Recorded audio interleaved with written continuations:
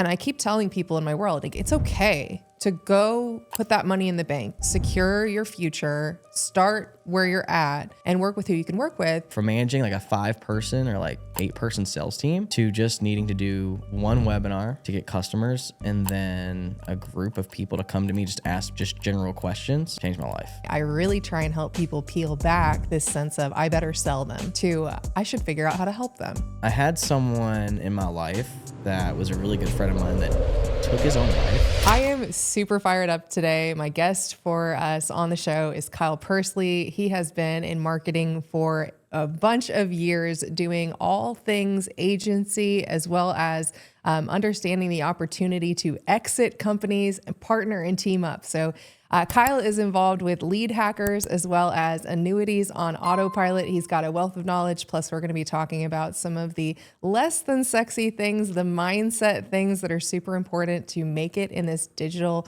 marketing, web design, agency, service provider type world. So let's dive right in. Kyle, thank you for being here. Thank you for having me. I really do appreciate it. Yeah, man. It's been a thrill to be in your world because we're here local in the same city. And then I watched you walk on stage and get 2 awards at the HighLevel Level Up Summit. Tell us about that. Like, so exciting. Oh, that was really fantastic. And again, thank you so much for having me here too, because I really think Louisville, Kentucky, and honestly, our whole digital marketing landscape needs this. Like, always sharp minds like yourself coming together and being able to push someone else's journey forward, because of all the courses and all the information out there, it's like there's a lot. And, you know, getting those awards are kind of cool because it's like a way of saying, hey, you're doing something right. Like something you're doing is working. And a lot of times it's more simple like than you think. Like the same process we did to get the Diamond Award or the Gold Award was the same process to get the same customers. That's amazing. Let's back that up because for those of you listening, if you don't know yet what these awards are, they are awarded for the number of software accounts through an amazing opportunity. If you haven't seen it yet, you should find it somewhere around this video, more links, but through an amazing opportunity to partner up with the HighLevel platform and resell software licenses, essentially. So Diamond and Platinum and all the awards are based on the number of accounts. And you said it's the same system and process. So what was that process? Because you guys are doing it within months now. Yeah. So first and foremost, like how you do one thing is how you do everything. And as long as it's simple, it can scale. And so the popular thing, and I'm seeing it more and more now, is like people are getting more customers through selling from one to many. Yeah. Now, that means educational webinars. In our perspective, I put my own spin on it. I love doing live one-on-one, or not live one-on-one, but live Q&A sessions as well. Cool. So live webinar, and then a live Q&A where there's a group amount of people. And it just changed my life because before I did SaaS or like software as a service and did the only sales, high ticket marketing packages, I had to do one-to-one.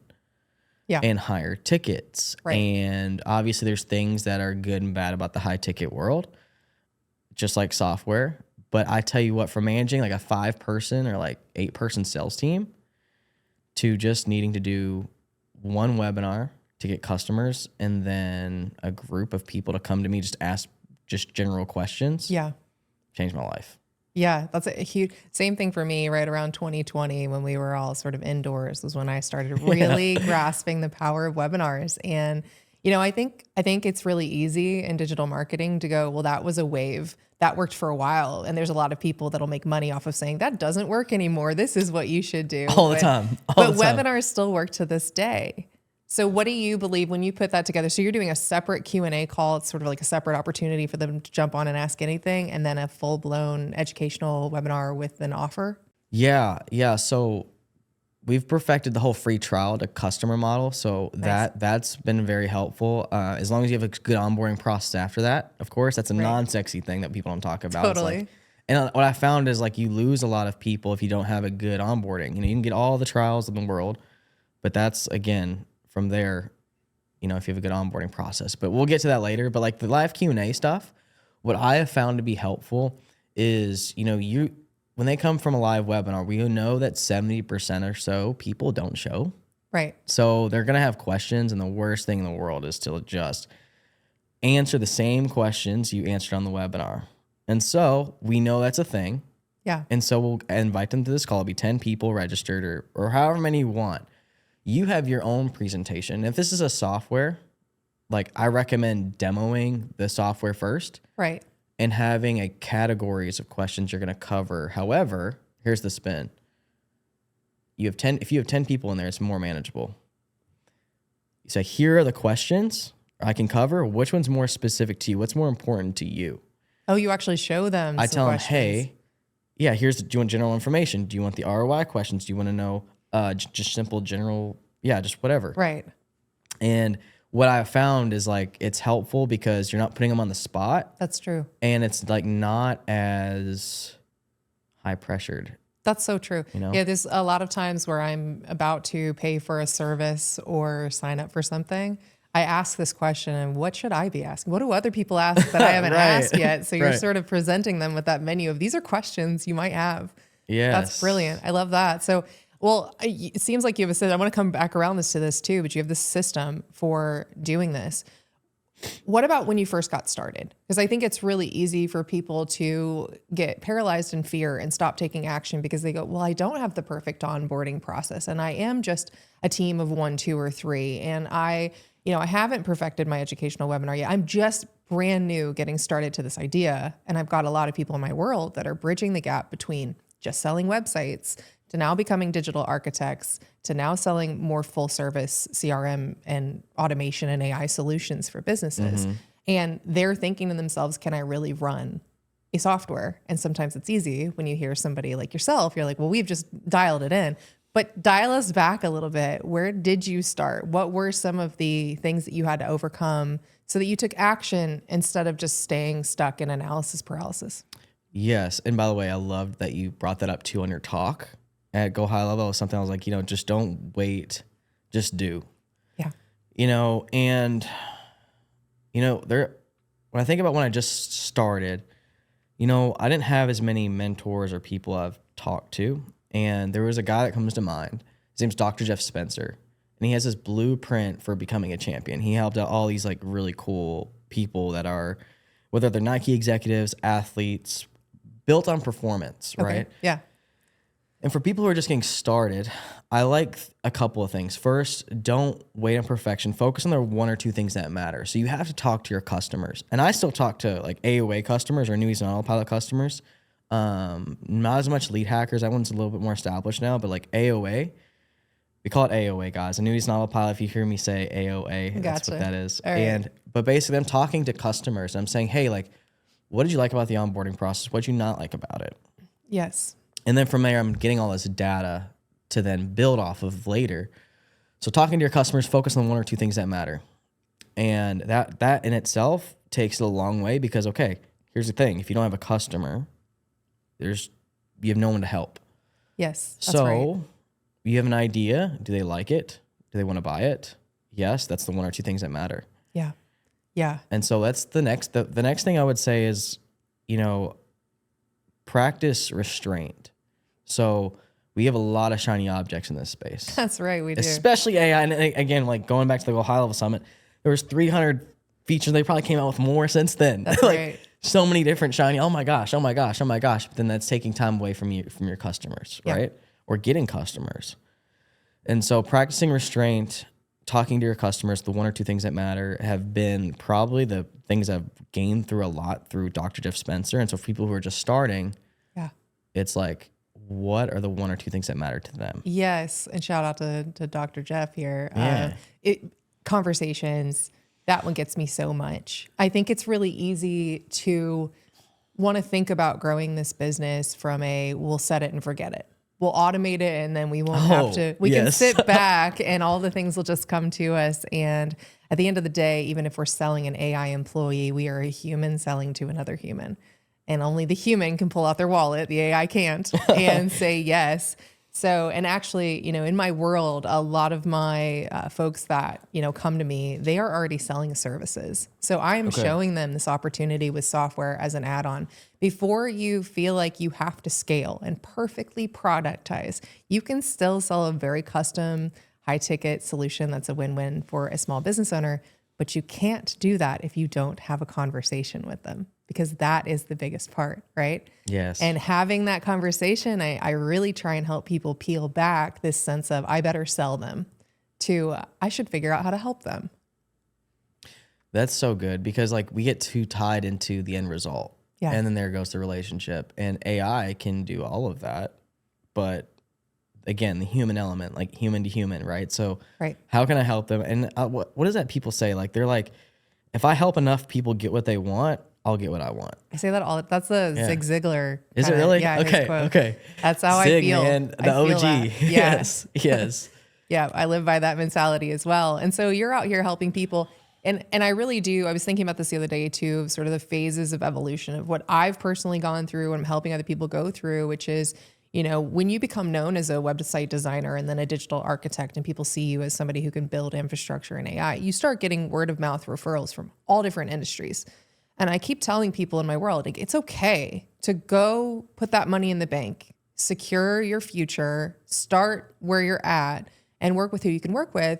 When you're ready, productize, go in deep on a niche and scale. Because I find sometimes that conversation can hold people back if they're too focused early on I got to figure out the perfect dialed in niche. There it is. Yes, the perfect niche. That's right. Yeah. That's right. But how did your story come about? How did you evolve into helping in the financial space and the mortgage and annuities, the loan world? How did that even happen? Yes. So as far as like dialing it back for like marketing and things of that nature, I didn't think I was going to be an entrepreneur. In fact, I thought I was going to be an athlete. Okay. I played soccer from third grade, maybe give or take, all the way until I was like 19 years old. When I was 16 years old, I got to go to England, Scotland, Wales, Brazil, Colombia, Canada, playing just, get either guest playing on a team or, being able to actually travel there and play against different academy teams. And that's how they kind of go. It's just like how they have basketball, baseball. Yeah. Teams here, they have teams that feed into the leagues and things like that. Super competitive level of soccer. Okay. Very competitive. Awesome. Yes. And I had someone in my life that was a really good friend of mine that took his own life. Oh my God. And I say that to say this is where everything kind of threw me for a loop and I found entrepreneurship. Wow. So when I was like 17 years old, just things kind of I had to kind of figure myself out, if you will. And, soccer didn't pan out so well as when I was turning 18, 19 years old. A lot of things on the mentality side of things, the self-development side of things dropped. And what I decided to do was do something about it eventually, and was to become a personal trainer and also have a clothing brand that would help athletes get through depression, because I also eventually got out of it. Wow. Through doing all these things. So like kind of building into like purpose, right? And notice how I really haven't talked about marketing yet. Yeah. Well, that's a lot to go through as a young person to experience. Yeah, that. Definitely a curveball for sure.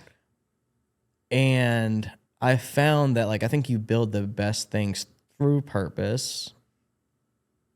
And through that time, I was able to connect with people that needed help along the way, but also I was able to build a clothing brand and a personal training brand and put that together and meet individuals who also went through the same things, gave me ideas on how to get through things like the gym, the fitness world. I appreciate them because of that. Because at one point I was not playing soccer anymore, and all that athleticism and high performance energy had to go somewhere. And I did not want that energy to go in the wrong path. Sure. Right. Yes. So from there, clothing brand personal training happened, and I was helping people out with that. And then all of a sudden, this guy, everyone knows his name, 67 Steps, SMMA, 2016, 2015-ish, Ty Lopez, right? Okay. Obviously, he's going through his own things right now, but I still appreciate him. And yeah, I learned about how I could be on social media and make $1,000 a month from one client just by posting for them. Right. Blew my mind. Yeah. Blew my mind. And here I am doing a lot of fitness training early in the morning, all throughout the time, keep people accountable. And they're paying me $50 an hour. Okay. $20 an hour, $25 an hour, nothing crazy. And so like my whole thing was like trying to help grow a clothing brand with that. So I had to learn marketing, community branding along the way. Yeah. And then I kind of put it all together, and the clothing brand didn't end up panning out that well, but I did try it, and I just wasn't making enough money. Also, my rights to my logo got bought too, which is very interesting. It's a different story. I've heard so many twists on all of that. Yeah. But Yeah. I think to kind of go, There's so many things, right? Yeah. And so that's how I was introduced to like marketing and like entrepreneurship, was finding people in the fitness industry. That's how I got in there. And then I was able to find, okay, my first business, how do I get the word out? And then I learned about social media marketing. Right. Wow. And I really can relate to that because there were parts of my process. So I actually started my business coming out of the unemployment office after I had 2 master's degrees. Yes. And then I started doing anything I could possibly do, any service, videography service, copywriting service, website design service, social media management.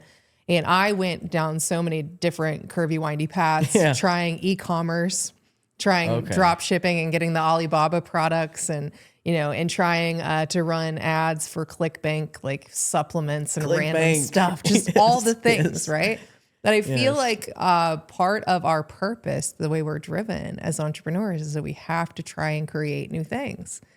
And it's those sort of failures along the way that have still built up our skill set that bring us here.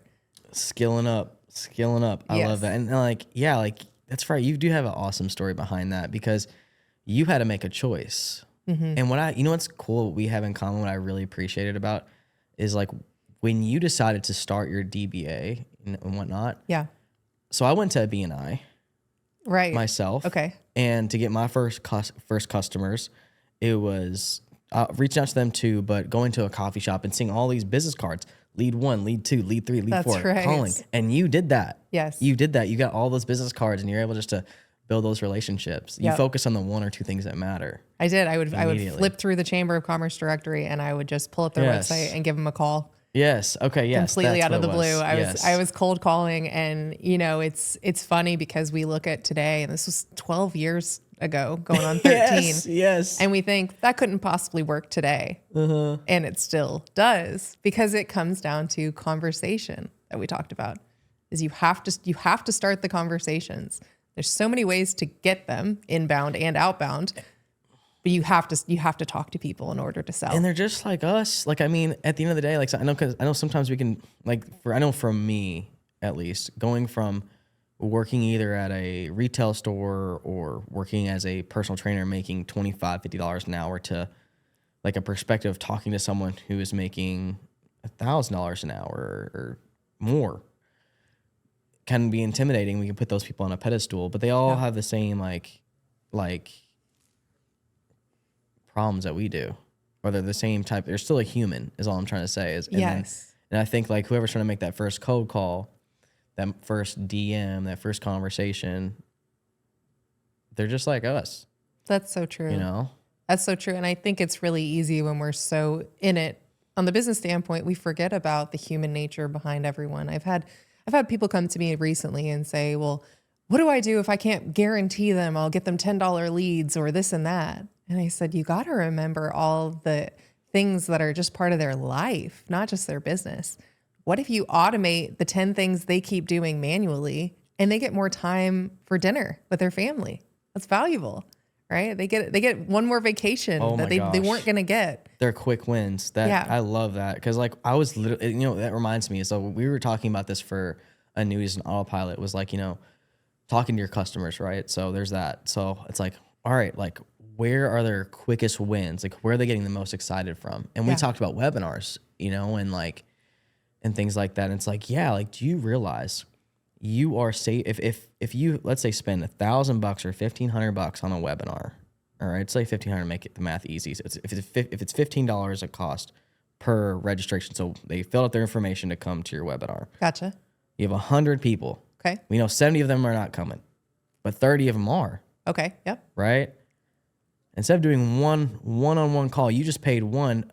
What was it? $50? Would that be $50 a show? That's right. Give or take. 50 times 3, 30 calls. Yeah, I'm trying to do it in my head real quick. But 30 people just saved you 30 hours. Yes.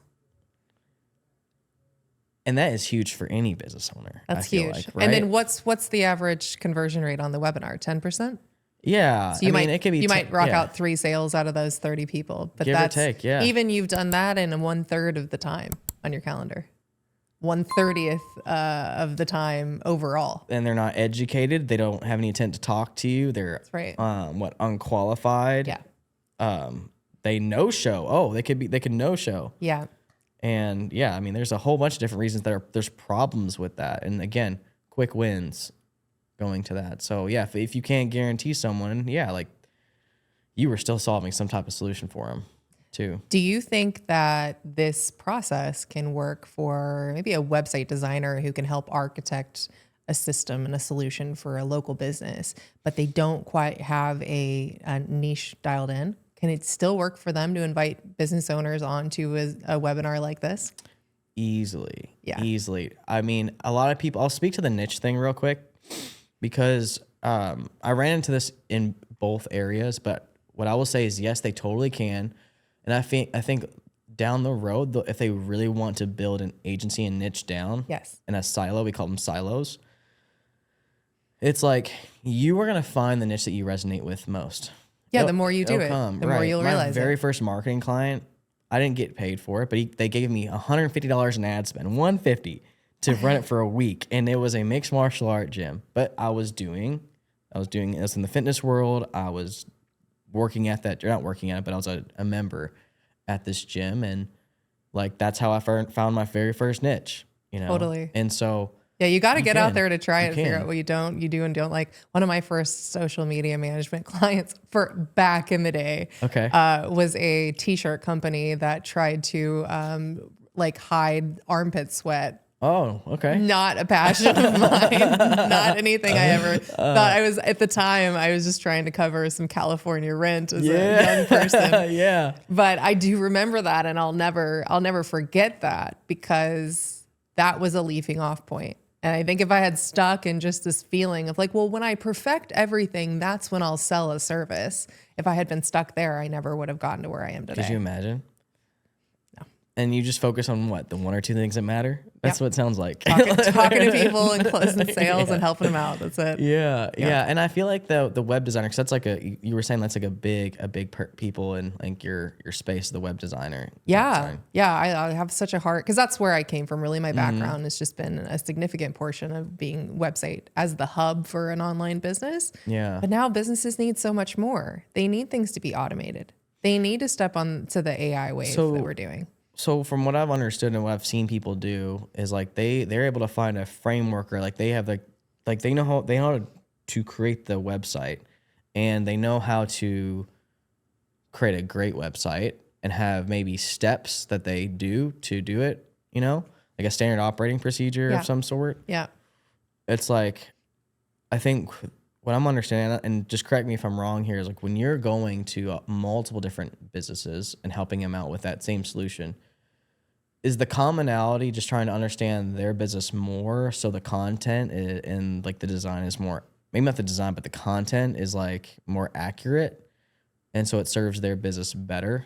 The content and the processes. So, because if you look at, let's say, a dog trainer or a dog groomer, and then you go work with a plumber, they all need slightly different things when it comes to the experience. Is the consult happen first? Does the call get booked first? What questions do they ask on that form? Yeah. And a lot of folks in my world and my audience are really just for the first time deciding to care about the back end of the site. Because, I mean, historically, you could build a 5-page WordPress website and then maybe tie in a plugin that would connect to their MailChimp. And nowadays, I just feel like there's no need to do that when you can take part in what's happening with HighLevel. Gosh. You can charge HighLevel, more yes, because the project yes. matters more to the business, and you can actually care about those back end details because you're incentivized from a recurring revenue standpoint. I would say too, like you also have built so much trust with them as well. And the whole thing is too, is like when they're helping these people out, they'll probably find patterns. And it's like when you're doing an agency and you're trying to grow that, it's like, think about it like this. How much thinking do you actually have to do to create a plumbing website versus a dog trainer's website. Right. If you were just only did one, that's why it's helpful. It's like you don't have to do So true. as much like brain power. So true. You know? I've been coming into this feeling though, overwhelmingly so, that says like, don't let anyone in my world be stuck in inaction because they haven't figured out the niche. It's like you said, go work with multiple different businesses, go sell those services. Then it's gonna click for you. You're gonna realize where you can then productize, scale, and like reduce your mental load each time you have a new client. Yeah, and like, you know, what's funny is like I'm totally contradicting myself, and here's why I'm contradicting myself. It's like, okay, we have annuities on autopilot, and we've productized, and they do educational financial webinars. Lo and behold, we get our clients through webinars, so it's kind of a fun thing there. They do the same thing over and over again. Yeah, it's the same thing with our mortgage. They don't do webinars; they have like their own traditional lead gen stuff. But I love still to this day, I love taking just 5 clients on a year and still being able to help them, whether they're software, coaching, right, agency. And, you know, before all this, like you could see all of my other past case studies, and there's different niches. There really is. But the problem is I just couldn't scale it. Unless it was I'm hiring very, very, you know, smart people. Yeah. And having to pay them $10,000 a month, maybe. But this is your lifestyle arm, if you will. This is your marketing services agency. You take on 5 clients every year, and you were telling me you're a fractional CMO kind of role. Yes. I think there's a lot to be said here because it's obviously a passion project for you. Otherwise, you know, you would just be only doing, you know, the AOA and the lead hackers, right? And I want to talk about that fractional nature because that is a big shift I'm trying to help website designers make, is you're not just a designer for hire. You're not a freelancer that they need to get what they got from and then walk away. You're an architect. You're a digital architect for them. So you're a fractional, you know, blueprint creator for their business. And so, talk about that. You know, what are some of the things when you go into working with these, you know, small number of businesses, high ticket price, I'm guessing, because of your services and your skill set. What's going on, Destiny Makers? I just wanted to take this quick commercial break sponsored by, well, me. If you've been hearing these stories and you are inspired and want to actually start crafting your destiny and building, especially if you build for other clients and you want to dive in more with resources, I have a completely free workshop and masterclass to invite you to, as well as the Kismet Club, where you can go deeper and we can turn this fun and this magic into daily support. So come check it out, kismet.club, and I'll see you on the inside. You know, but what are the ways you approach that relationship differently than something where it's just total SaaS? So I love something that you told me once on one of our meetups, and it was, you know, I'll build the place where the party is. You just need to bring the people. Yeah. And I'm so surprised I remember that. but I like to bring the people. Yeah. Okay. So you're all like your audience, your people are definitely important. We can't have a party without a spot. That's right. Right. And so the whole thing is like, and we would never want to bring people into a space like this and then there's no furniture. So it's like, it goes both ways and goes hand in hand. Yeah. Exactly. And that's what I want to get into, is that the fact of the matter is it comes in cohesively. When we're talking about ramping up software companies, that's what I'm pretty deep into these days, right? Is like, if we're going to bring people in, we need to be sure that an onboarding process is done and we know what to do and what the assistants know how to do, the employees know what to do. Yeah. And I appreciate that perspective just because marketing will either enhance you or expose you. Sure. And that hits a lot of people pretty quickly, and you don't want it to expose you as much. And it's still a good thing because you're able to grow, but it's, when I'm helping people out, I look at, you know, okay, what does their sales process look like? How long are customers staying? Do you know how long the customers are going to stay? Not stay, but I mean, how much they're worth to you? Yeah. So we just call these unit economics. And so if we know how much it's going to cost you to acquire a customer, and you know how long they're going to stay, you're not going to scale too fast, and you're going to be able to ramp up every month by maybe 20%. Right. if it's not set up, if tracking isn't set up, if all these things aren't set up, the things that you all typically like to do, the automations, the site, the tracking, I find that to be true a lot of times. Do you all handle a lot of tracking? Like if I digressed a little bit, like with Hyros and like Commonly, do you all do tracking sometimes? Well, on our architecture side, we typically put in the tracking details into the site. But then Thank the Lord. 'Cause I absolutely do not like it doing it. I always partner up with someone like you, then, you know? And anyways, when this stuff is set up, we can start sending traffic and we can not fly blind. Yeah. That's so smart. That's They know how much to spend as well. So they don't just blindly overspend And their that's way what into happens. stress. Like if I'm going to expose myself, like with lead hackers, like that's honestly, we almost did that once. Yeah. We had to get our stuff together. You have to go back to the unit economics. Yeah. That's so smart. And I think actually, can I kind of talk about this and expand on it is, you know, for the average service provider out there, I find this happens for a lot of people in that really beginning phase or the, you know, maybe you're 3 to 5 years in, but you're still going, I've never even sold a 10K package before. You know, how could I? How does a company have that much money? And that goes back to unit economics. And I was telling this to a group of my, you know, club members the other day was look at a dog training or a dog grooming company. Dog grooming, you know, it costs $100 every single time you get like a doodle, like a poodle mix cut. Yeah. I don't know how much your haircuts cost, but like women, my actual haircut might be $200, $250. And then dogs are now like $100 for a big like pedicure dog breed.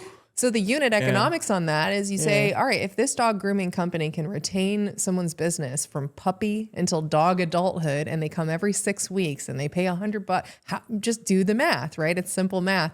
And that's where you go from going, oh, they're just a dog groomer. They couldn't afford my services. Yeah. Or I can't possibly charge them this much, to realizing what one potential customer can mean to them, let alone getting the infrastructure in place and having a party planner just start throwing leads into the mix. Yes. And like, just to build off of that, and I might be going a little too deep on this, is like, and then when you can figure out how to turn $1 into $2 every time the game changes. And if you can do that in the same month, ramp up that credit card. Like that's it. And because you're just paying it back every month too. And so, you said it perfectly. It's, you get one customer. How much is that customer really worth to you? And how do you, at the same time, unit economics, balance it out without going out, spending too much and hurting your business a lot? Yeah. I really love that. And then one more example for me too was actually, I find myself now working in the dog niche because of my puppy. That makes sense. Big polar bear pup. Yes. But one of our clients charges anywhere from $2,000 to $3,000 for really comprehensive and professional dog training, for which I became a customer. And they let me graduate, and my dog graduate out of that program with no clear sign of how I would keep paying them over the course of I thought I was good. I thought I was one and done. Come to find out, they had other service offerings, but their staff weren't mentioning it or telling people. So automation can help those businesses gain more from the customers they already have, because nobody has to remember to tell them that there's opportunities to come in and keep spending with them. So yeah, I'm thrilled for that. I want to, with the time that we have here, I want to talk more about sort of the lifestyle logistics of everything. I feel like we have shifted into a very interesting world now where, you know, you have some of the AI CEOs acting like, well, we'll get a choice whether we want to work or not. And we're going to have all this epic infinite free time, which we'll see where we go as a world. But I feel like we've kind of come out of a phase of mass hustle culture, and people asking questions like, am I actually grounded? Am I spiritually connected to what I want to do? Do I feel meaning and purpose in my life, or am I just grinding away for money? So for you, what has it been like? Because entrepreneurship is not for the faint of heart. It is a lot of effort. But now that you come into your success and you start winning these awards, what kind of considerations do you give to what your lifestyle actually looks like instead of only business and business alone? Oh, I'm so thankful for that. You know, I think the first thing comes with kids. So I have 2 kids now. Yeah. I have a 4-year-old and I have a 1-year-old. I have a daughter. She's 4.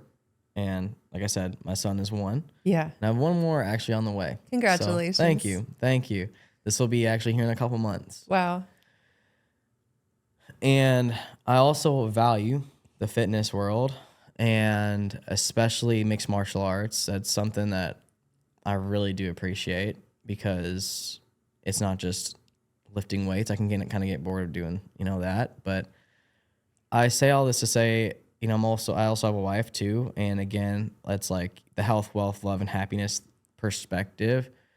Time is becoming more valuable to me when I'm doing activities because of kids, I would say, for the most part. And what I have found, aside from like, the thing that everyone says is being very intentional with your time, I think it's a matter of you have your systems for business and you have your systems for life. Okay. And so for me, like, I made sure I time blocked things, just like everyone talks about. But at the same time, when I say I'm done working, I have to be done working. And it's a really good thing because you're practicing restraint instead of being reactive.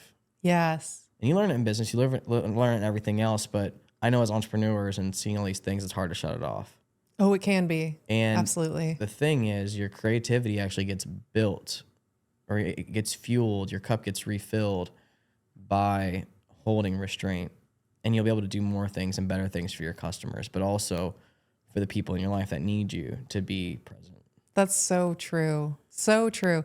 And I love what you said about sort of your creativity cup gets refilled. That's why we have such clever ideas in the shower. Oh, I love you. I was just thinking that just now. That's great. And that's why, and I'm guilty of this, where I will take my work with me on a walk with the dog, and I've got my phone. But the times that I don't, especially now when it is frigid and I cannot stand holding anything, I just got to bundle up. But more creative ideas will flow because of taking that time off. So not to mention being present with the people around you, which is huge. Yeah, and it's super cool though. At the same time, is like, I have like my kids will be able to want to like go and with me to business stuff and be a part of that. You see people do it all the time, but also like simultaneously you have, your family, you have your friends, and when you're not working, like it's getting cold. I like to ski, I like to snowboard. Let's go check it out real quick, do some stuff. And next thing you know, you bump into someone who needs a website. That's it. And you didn't even have to do anything, but just be you. Yep. You were you giving more exposure to life. Yeah. Instead of just work and only work. Yeah. Yeah. Yeah. And I've hired like alignment coaches and I've also done this thing called charge clearing. I would like to talk about that briefly. Okay. If you don't mind. Yeah. Charge clearing. This was a mentor of mine that really helped me out with time auditing, knowing how much I'm really worth and if I need to delegate or stop doing things. Great. And focus on income producing tasks. Yeah. But charge clearing was a holistic thing because if I am dealing with depression, if I'm dealing with being angry, if I'm dealing with being any type of emotion, anxiety, or whatever the thing is, what I'm able to do is work through it. And how it works, I'll keep it very short, is think of a battery. You have a positive and negative side, right? Yeah. And then you have your like past life of all the things you went through, whether it's good or bad. You live your life based off, making decisions for your present, but also trying to base out your past and present to make your future.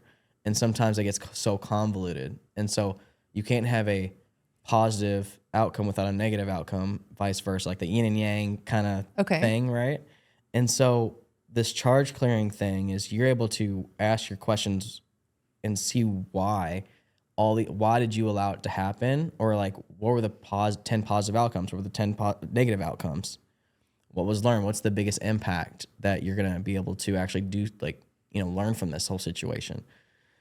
Long story short, we go through all these emotions. If we have a system in place to kind of work those out, we can make better data-driven decisions on ourselves and in the business. And so when you talked about life and stuff like that too, and working through your crap is what I'll say. Yeah. That's been a main thing because sometimes we just create issues by accident. It's not like we do it on purpose. That's true. And sometimes we get in our own way. Yeah. Well, and it's the hills and valleys of life that creates the contrast that none of us can escape. We have to figure out how to. I think of it too when I was training for Ironman. I was doing a lot of I did biking. not know that. That's sick. I That's did an awesome. Ironman. They're like right around here. Okay. Actually, in this area, like Oldham County, we would ride up and down the rolling hills, and I got into a really good rhythm of the downshifting to the upshifting, and you hit the wave of actually climbing that hill again. It's like you don't get the speed unless you go downhill again. And I think about that a lot in life. It's like none of us are going to the yin, the yang. None of us are going to enjoy life just 100% on the light or in the positive direction. We have to use the negative to catapult us into the next positive, because that's the polarity of what we live. Yes.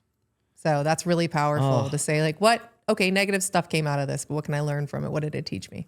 That's really, really powerful. Yeah, people are like, it's all mindset. It's all mindset. But what do they mean by that? What do they mean specifically? Yeah. And I love too having little mantras in my mind. Like just the other day, I've been increasing my visibility, and I got kind of one of my first hater comments. Oh yeah. You're doing something right now. A total online troll. And I had two mentors, that both of their frameworks came into my mind, and I used those, and I sprung forward. And one of them was, if you don't have haters by lunchtime, you're not marketing hard enough. And then the other was a gentleman that I had hired who told me the only way to respond to a hater comment is with humor and sarcasm. So I put this GIF, and the GIF was like, "Ooh, burn," and like that made me happy, because I was like, "That's funny." Like my response is funny, and so I think that's so important. It's like surround yourself with people who are saying, use your mindset hacks, but give you specifics or give you phrases that you can carry forward, or a process or a technique like charging. That. I love that. That's great. Good on you for that. Yeah. You're crushing it though. I'm really proud of you. It's freaking cool to see. It's cool to see. Yeah, like every time I turn around, you're up on a stage. Oh, and something I wanted to talk to you about was you're doing your SaaS wins with other people. I'm such a team player. I played like 8 team sports as well. And so, okay. How are you finding your partners? I wanted to ask you about that early on, and I almost forgot. But how are you finding the people to partner up with to build these software companies? This is such going to be an internet cliche thing, but like I read this book. Please, give it to us. It was called The Millionaire Master Plan. It's actually a pretty old book. Okay. But what it identifies is your wealth profiles. Your wealth profiles is just like how would you make money? Okay. And what I have found is that sure, I've had experience being a CEO of a company, but what I have found is I feel like I'm more so a marketer at heart, and whoever I'm enhancing or exposing will determine how much money I make. Okay. So I like to find people with knowing that information. The Millionaire Master Plan, that's what it is. Okay. Is like just finding those people that if I put people in front of them, they're going to make us money. Okay, so in the Millionaire Master Plan, did it tell you that you're looking for certain people with certain wealth profiles, and then you're trying to kind of amass a team? Yeah, you look for, ironically, your opposite, or if not, that makes sense. or I would say a lot of people, if they're focused on like automation and just doing the work, they're gonna find someone that can sell that, but it would be an ultimate superpower for them if they can market too.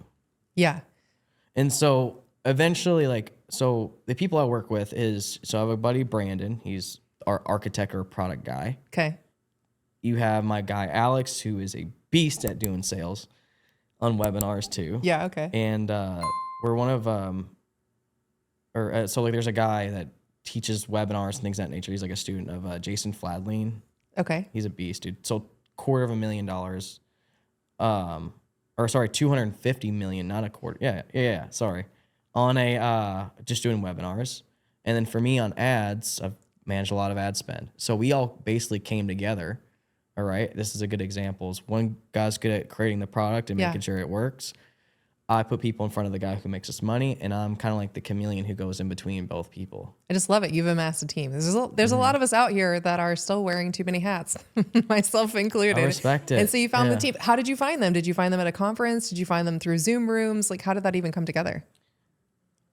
I bought a course and talked to people on a group, and then that one relationship went to another. But then I found out to speed track this whole thing, because people could be like, "Oh my gosh, that'll take forever." I think again, it goes back to being intentional of who you want to do business with. Yeah. And like, for example, Dallas, I'm looking into helping people buy and sell their businesses because I just have ears. I help the financial people. People ask. Yeah. It's not something I'm like trying to start a whole business on, but I wanted to find one of my wins was to find a business broker. And I found one.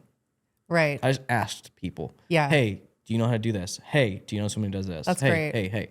Okay, cool. We'll go more into that. So you're talking about the in-person event in Dallas. Yeah. Yeah, being in the room with people, online though, but being in a room, whether it's a Zoom room or a real room, is the ultimate way to do it. So, and what's funny too is like my team now, like Brandon and Alex, I met all digitally. yeah.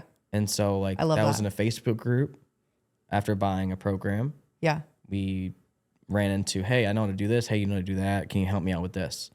That's great. Did not, no money, no nothing. Just we had something we had weaknesses on and we came together and made it stronger. Love that. And that's how it worked. Yeah. I love that. There's so much to learn from you. I absolutely love this time together. Yes, ma'am. So, and check the show notes if you're listening to this and you want to connect more with Kyle, because he's just a badass, really. So thank you so much. One question I like to ask all my guests as we round this out, and the question for you as you're watching, listening, wherever you are, is, what is, when you think of Kismet being the destiny that you create, the choices that you make in life to create your destiny, what's your next big move for yourself to create the life that you're looking for? That is such a great question.